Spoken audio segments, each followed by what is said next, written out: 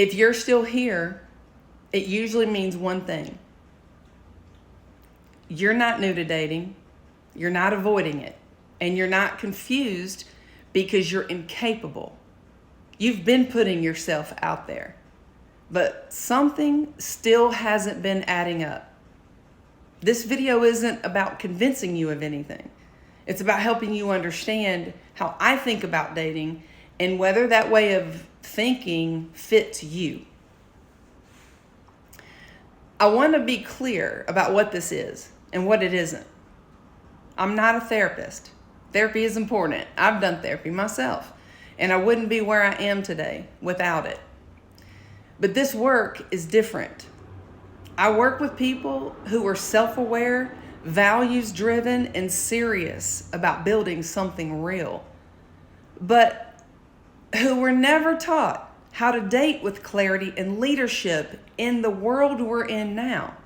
Nothing is wrong with you for needing this. Most capable people get better results in every area of life with guidance, and dating is no different. When my son played basketball in high school, he had talent and drive, but talent alone wasn't enough to reach the level he wanted. We hired a coach not because something was broken, but because we could see what was possible with the right guidance. That coaching helped him earn a 4-year college scholarship. Dating works the same way. Effort matters, but strategy and skill matter more. Most of the people who find me aren't failing at dating. You're meeting people. You're having conversations. You're going on dates. But things stall, or they feel unbalanced, or you're left wondering where you stand. You want something real, not intensity, not endless talking, not guessing. And when that doesn't happen, most people assume, I just haven't met the right person yet. Here's what I see again and again. Dating today is structured around connection, not assessment.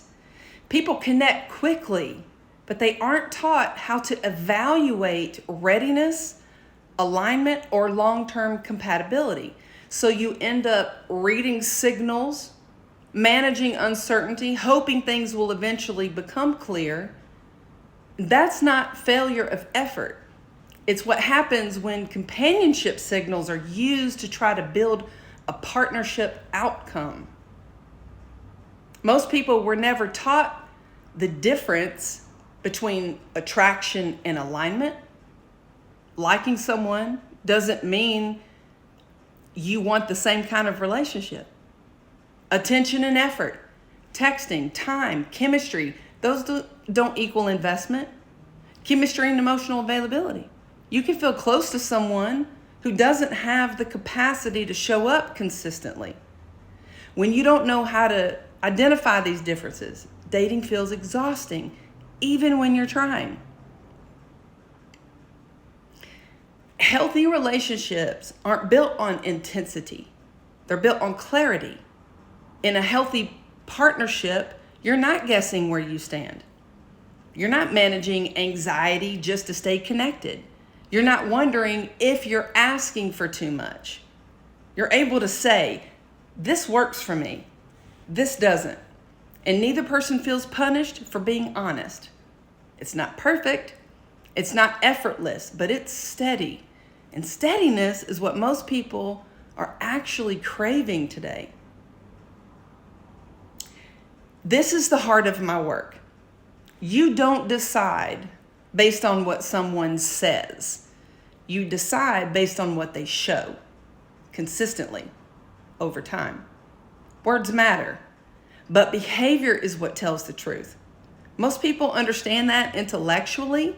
What they haven't learned is how to live it in practice, how to slow attachment, read signals clearly, and lead with discernment instead of hope.